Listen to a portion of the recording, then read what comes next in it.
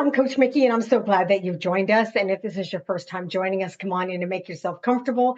And for those of you that join us on a regular basis, we are so glad that you do.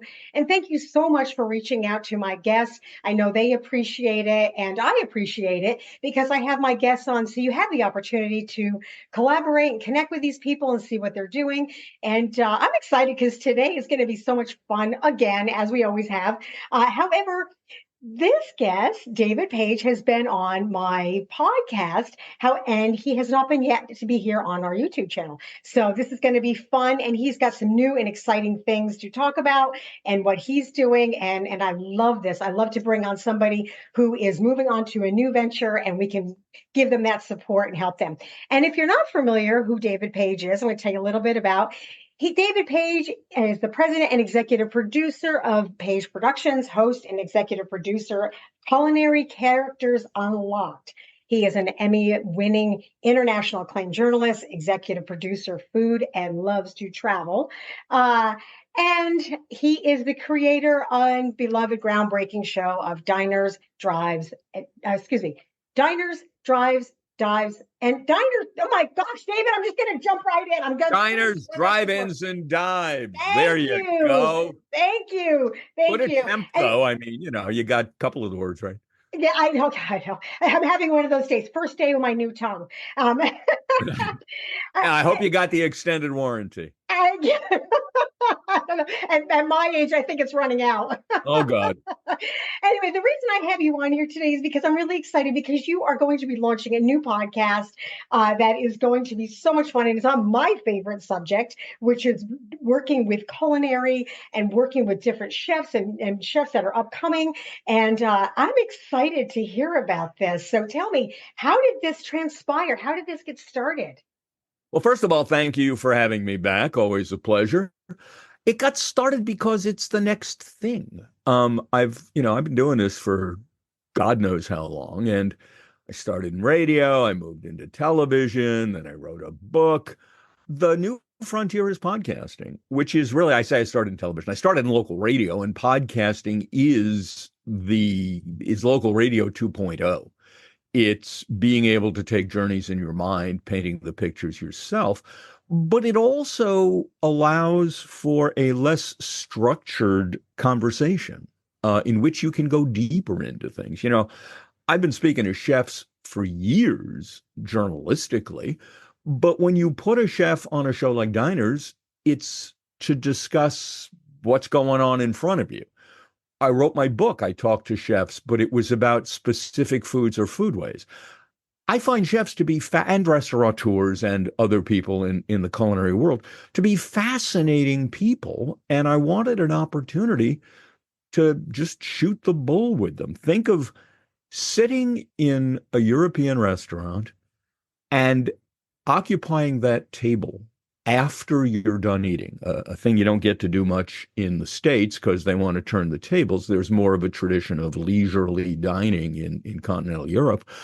And the conversation you can have at that point with someone, especially if it's the chef or someone else in the culinary world, that's where things get really interesting.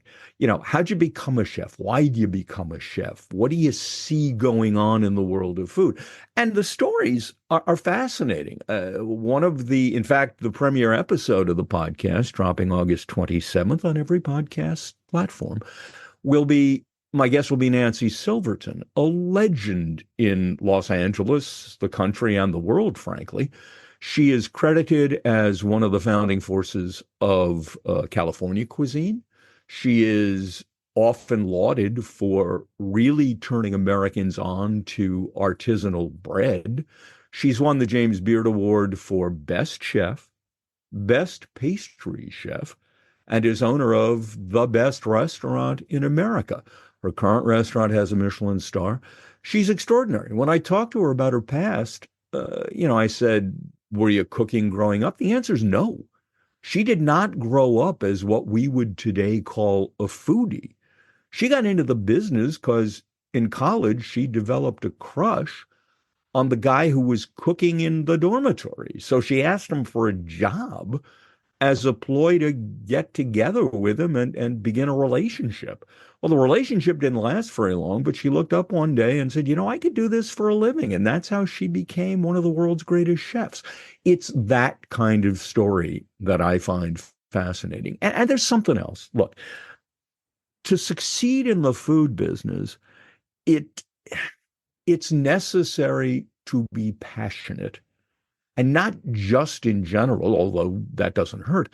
It's necessary to be passionate about pleasing people, about making them happy. Because look, if you want to find a tougher line of work, I suppose fighter pilot or ditch digger qualify, but this is physically demanding work. The chances of success are minimal. Restaurants fail left and right, a process deeply exacerbated by the pandemic and now deeply influenced by food prices. It's a tough way to make a living. You've really got to want to do this. And I find these people extremely interesting. And you will too when you listen to the podcast, which, by the way, debuts August 27th on every popular platform, Culinary Characters Unlocked. I love it. And, I've always wondered that because I know being a restaurant owner just in general takes a lot of time, commitment, and now you throw the passion in there and that really sets up for success, just like anything else. However, but to take something where you've started, as her story, where she just started cooking and then realized she could make a life out of it and go on to make it into a career and then excel into becoming a Michelin star chef and then having a number one restaurant. I mean, that's a lot of work, time, and commitment. And hearing those stories is always inspiring, whether it's through the restaurant or through that. But I do know for a fact that food is a very difficult career to be involved with because there's so many different people available to do it. You have other guests that are coming on too. I mean, and you said some of them were maybe upcoming chefs and people that are working in this field. Yeah, I talked to Christina Lynn, who won a 2024 James Beard Award as Best Chef in the Midwest. She has two restaurants. She is the daughter of Vietnamese immigrants. She has a Southeast Asian restaurant in Minneapolis, which is not only, I was going to say just, but I don't mean to demean the cuisine in any way. It's not only Vietnamese. It is her fusionistic take on foods from all over Southeast Asia, Indonesia, Thailand, yes, Vietnam. And it's for her work there that she just won the James Beard Award. She began in the food business with no experience in the food business, partnered with her husband who had no experience in the food business, and they just decided one day, let's get into the food business. So they looked around and decided to open a food truck. Many successful brick and mortars start as a food truck because financially it's a hell of a lot easier, although the regulations in some places are still Byzantine. They decided to start a food truck and they went looking for a cuisine to feature, and they chose arepas, which are a generally South American, Colombian, I think Peruvian, uh, cornmeal bunned sandwich. And they made a go of that, turned that into a brick and mortar. And then, because it's Minneapolis and a food truck doesn't really work in 30 below, they would spend the winters elsewhere. For example, backpacking one year through Southeast Asia. And to some extent rediscovering her parents' cuisine, although she ate plenty of it at home, but also discovering the cuisines of other countries. And she brought that back and decided, yes, it's time to open something featuring that kind of food. And, the difficulties in doing that are who the hell in Minneapolis has cooked Southeast Asian food? Every chef that comes in, as trained as they are, needs to be retrained from the beginning in an entirely different kind of cooking. It's not simple. There's this view that you throw some stuff in a wok or I guess wook is the more correct pronunciation. Throw in some coconut milk, and ta-da, you got Southeast Asian cooking. It's not like that. It is a highly complex bunch of cuisines. I said to her, I said, let's talk Vietnam. Yes, I certainly know there was a North Vietnam and a South Vietnam because I grew up uh, with a draft number the last year they were drafting for the Vietnamese War, and luckily I was not called.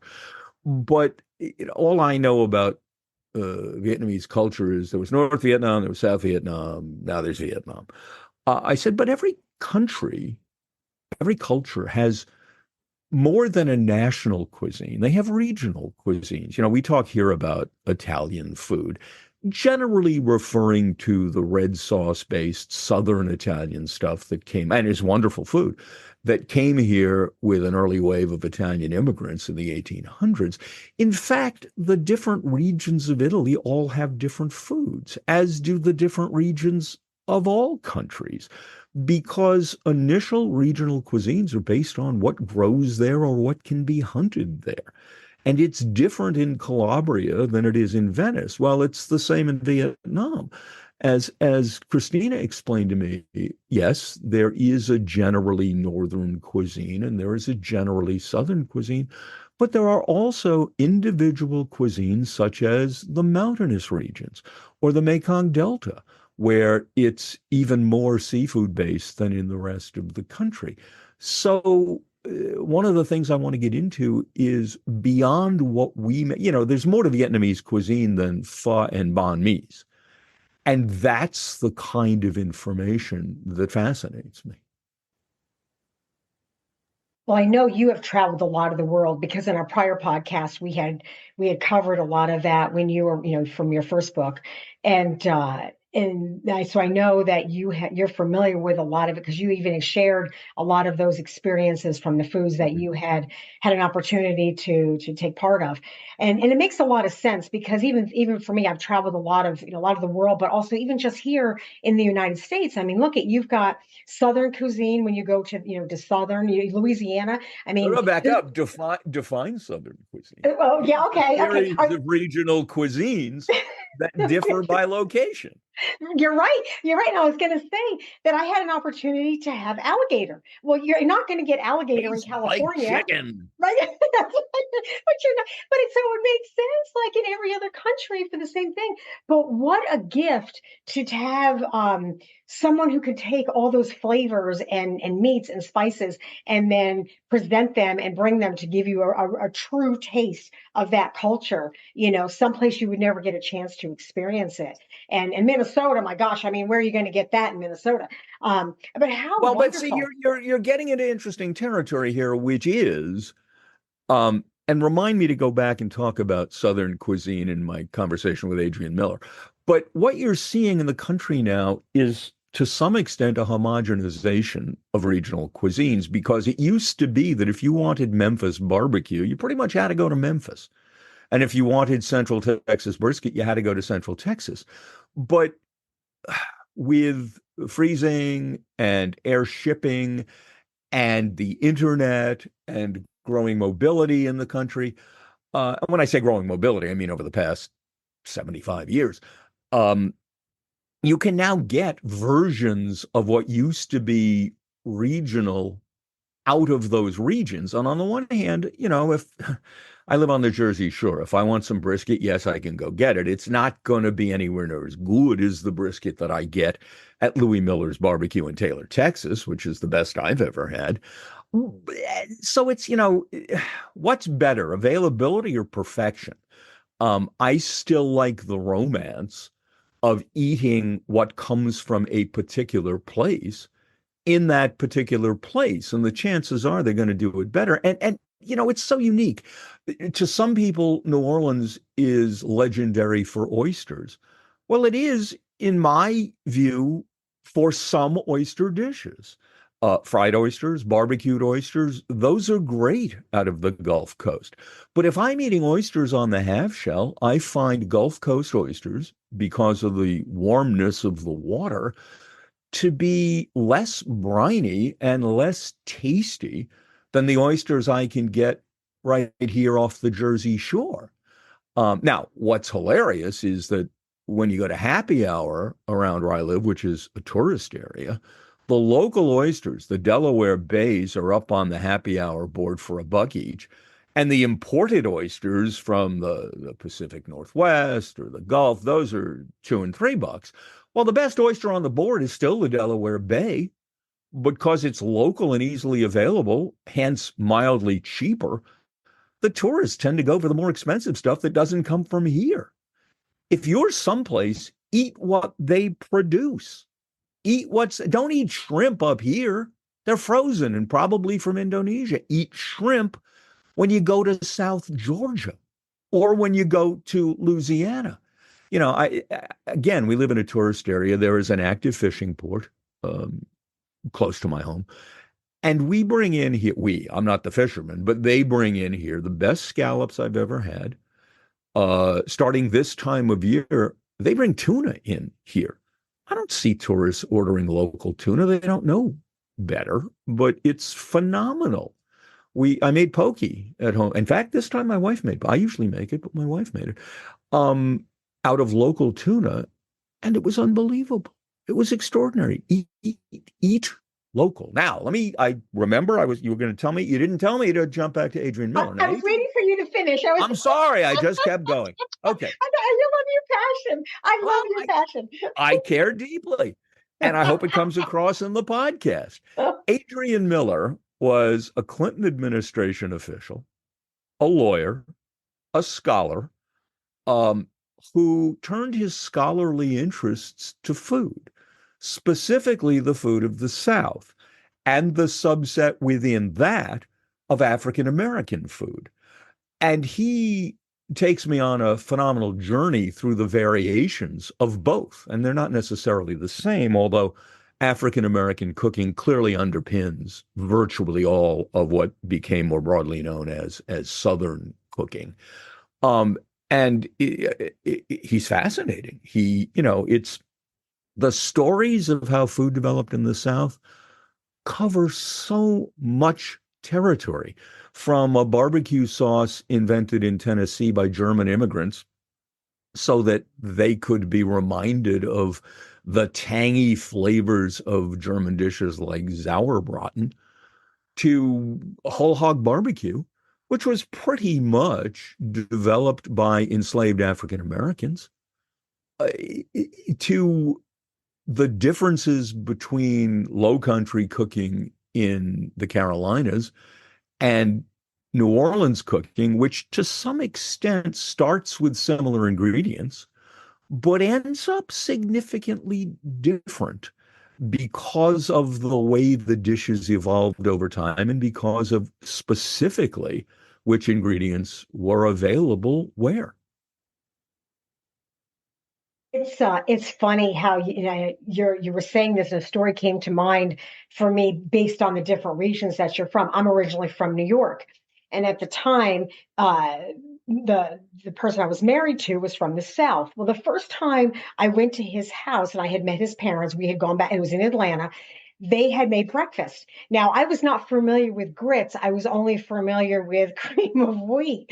So here his family serves grits. Now in the South, in grits you use butter and salt. Well, unbeknownst to me, and unbeknown to me, I grabbed the sugar and the milk, and I thought their heads were going to explode because they were like, "What are you doing?" Now, by the way, there are places in the South where you do put sugar in grits. Apparently not where you were. Well, you're talking about many, many, many years ago. So I think everybody's evolved now, but to tell you the difference.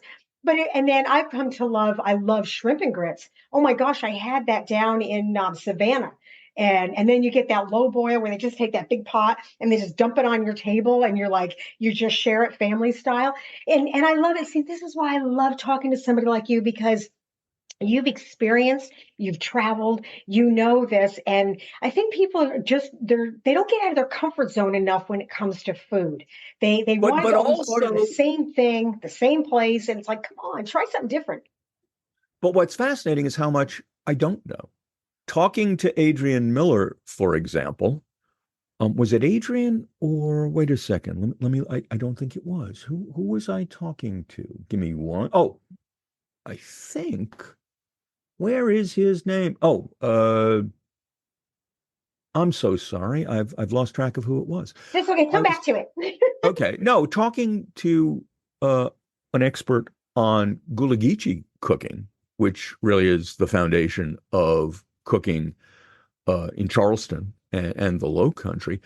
I expressed my belief that shrimp and grits was a quintessential gulagichi dish. And he said, well, we eat it, but frankly, if you walk into a gulagichi home, which simply means they are descendant of enslaved peoples, you're more likely to be offered fish and grits, fried fish served atop grits. That shrimp and grits, yes, they're popular, but that was never the keystone dish, even though it's now been adopted increasingly by white Southerners as a cornerstone meal. And when I was in Charleston not that long ago, I enjoyed shrimp and grits, not having heard yet about fish and grits. But that's on my bucket list for next time. That's pretty awesome. I would say out of all the places that you've traveled and all the food that you've had an opportunity to experience, what would you say is your favorite and your favorite ones that you've actually have had? Well, look, it's the old analogy, who's your favorite child? Now, I only have one child, so that's simple. But I can't pick a favorite, but I can discuss some extraordinary moments. Okay, great. Okay. I mean, sitting on the ground in Ethiopia around a fire, eating a traditional Ethiopian meal with local residents, which consisted of a rather spicy meat stew or braise that you picked up with these kind of spongy pancakes, sort of the way you would eat a Mexican breakfast, let's say. That was pretty extraordinary. Not only was the food amazing, but I've never been to a more physically interesting or prettier place than Ethiopia, so that was pretty cool. We had a meal in Luxembourg. I was with NBC News at the time and was looking for a way to tell. I got assigned a preview story for a NATO summit, and that just Google that and it'll just a big warning sign will flash boring, boring, boring. Because every story about a NATO summit is done out of Brussels and you talk about the political BS. I had no interest. So what I said to myself was, and this was shortly after Germany had unified and solidified its place as a unified country in NATO, I thought to myself, okay, we're going to do a NATO summit. Who is the smallest army in NATO? Turned out that was Luxembourg. The army was so small, they only had 600 members. The guy in charge of it was a colonel. They didn't even have a general. And the minister, the defense minister, had two jobs. He was also the agriculture minister. So I said, hey, Fred, hold on, my dog is blocked in getting here. Come on, Fred, here you go. There you go. You can do it. I'll move the green screen. Come on, Freddie. Okay. The world's cutest beagle. Well, there he is. Okay. And it turned out the defense minister was the agriculture minister. So I said, let's go see what the story is with NATO's smallest army. And we went there, and like we were with the defense minister while he was being the agriculture minister on like the Dairy Day parade. He was on a float throwing small cartons of milk to the audience. And it was a legitimate story because what I learned there was that the Luxembourgers, having been overrun by the Germans in World War II, weren't so thrilled with the idea of Germany and as part of NATO. And they pointed out we're not so this isn't all so great. So there was a political element to the story. Anyway, we're shooting and it was great. And we're exhausted. We're tired. I don't know why. We're covered with mud. I don't know where we've been that day. And driving back from the French border to Luxembourg City, and you're thinking to yourself, could this story get any longer? Driving back from the French border to Luxembourg City, we're hungry and we see a sign for a restaurant. So it's me, my correspondent, and our crew, sound and picture. And we pull up this kind of private driveway to an old stone building. We walk in, and I suddenly realize we have made a big mistake. This is as white tablecloth a restaurant as you're going to find. We're in mud-covered jeans. This isn't going to work. And I'm thinking maybe we should leave. And the owner sees us and comes out. And the owner is an expatriate from Tucson who was so thrilled to see us that he delivered one of the finest meals of my life, complete with his own private stock champagne. That was a very special experience. I had one in Hong Kong, and my work was Europe, Africa, and the Middle East. I went to Hong Kong with my wife and daughter for the Beijing Olympics, the equestrian games of those Olympics, which I think was 2016, but I got to double check. Anyway, the equestrian games were held in Hong Kong, the illusion being, the explanation being so that all of China could be included. The reality is no one was taking $1 million horse into mainland China for fear of equine illness. Anyway, and my daughter, not at Olympic level, but was a successful competitive equestrian. So we went to Hong Kong for the games. Anyway, while we're there, I decide we need to find a restaurant no visitor has ever been in, a truly local place. And I convinced the concierge at the hotel that I knew what I was doing. I was serious. And he sent us off to a place. We got there, and the entrance was down a flight of stairs. And you walk in, and it's this massive room filled with communal tables. We're the only Caucasians in the place. It's a cacophony of, was it Mandarin? I'm not sure what Chinese dialect was mostly spoken in Hong Kong. Anyway, so we find ourselves seated at a table, and we finally get noticed and served. Now, the first thing they bring to your table is some bowls with tepid water, a bowl with tepid water in it, and some spoons or bowls with, anyway, the idea being that you are supposed to wash your own spoon in this bowl of tepid water. Okay, I'll take the risk. Then what it turns out to be is it's like a dim sum parlor in the United States, only massive. I say the United States, New York, Philly, San Francisco, well, places with significant Chinatowns. And people are coming around with the wicker baskets full of dim sum, and we're pointing and we're having a great time.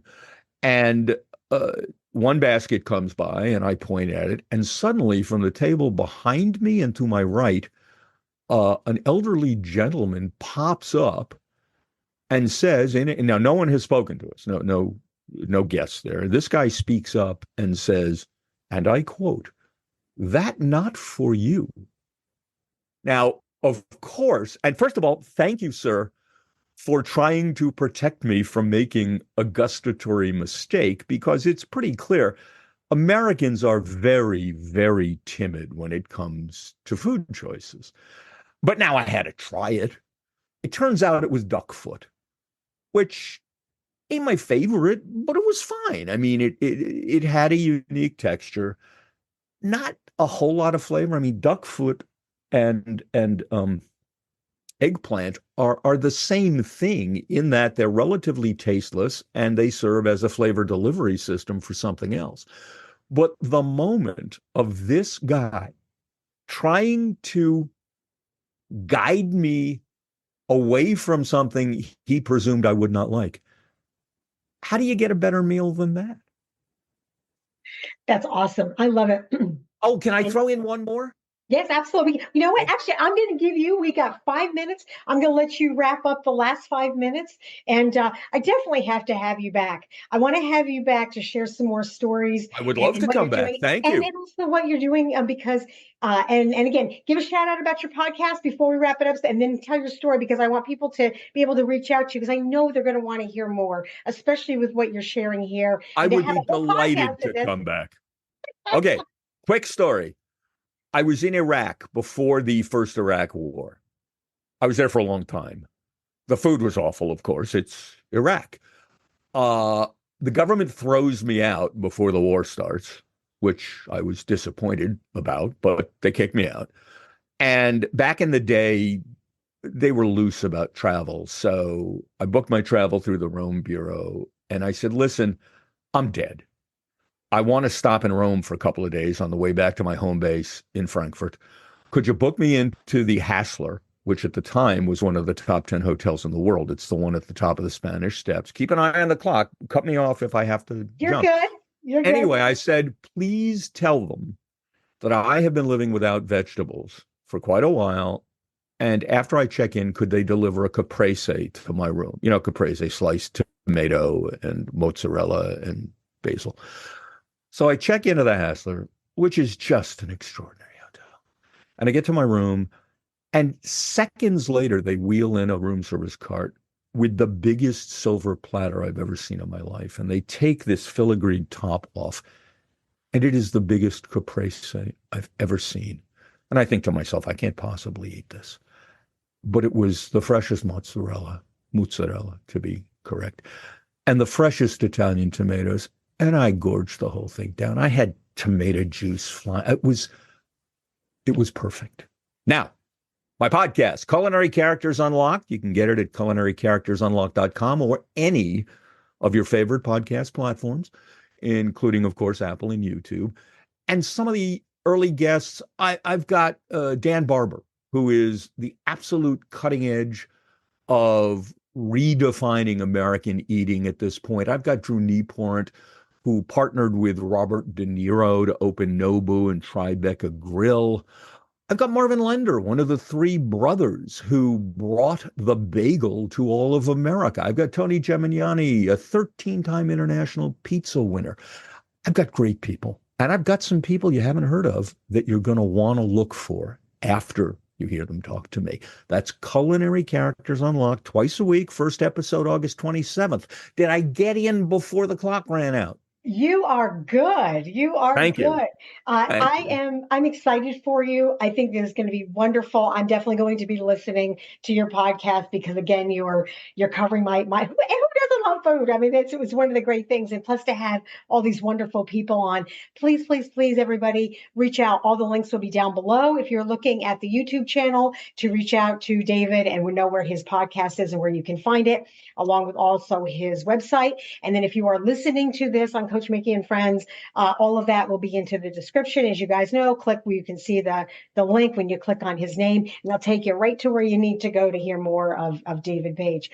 So David, thank you so much for being with us today. I am looking forward to having you back. I'm looking forward to hearing your podcast, seeing your success. Thank you so much for being here. Mikki, thanks for having me. Always a pleasure. I'd be delighted to come back. All right, you guys, thanks again for being here. I look forward to seeing you again on our next podcast. Until then, remember the most courageous thing you can do is be yourself. Until then, we'll see you.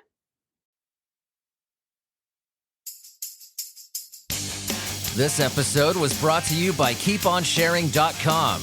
They're calling themselves the first truly ethical social network. They'll share back 50% of their revenue with their users, but that's just the tip of the iceberg. It's free to register, and they never sell your information. You can list your products, events, and content for free. Adult content accounts, be gone. They're fun, positive, and encouraging sites supporting local business. In a day and age where social media sites, even well-established ones, are being brought to light left and right for their questionable and sometimes downright archaic business practices, keeponsharing.com is a well-needed breath of fresh air. While you can share personal content, news articles, or just about anything for fun and profit, the marketplace allows practically anyone to sell anything at any time from anywhere. But on this site, you are the boss. I cannot express how amazing it is that keeponsharing.com shares 50% of all revenue back with the users on top of having a truly transparent, supportive, and clean business model. Check them out. I'm signing up. Will you? Go ahead and meet me on there. Just go to keeponsharing.com. A link will be provided in this episode's description.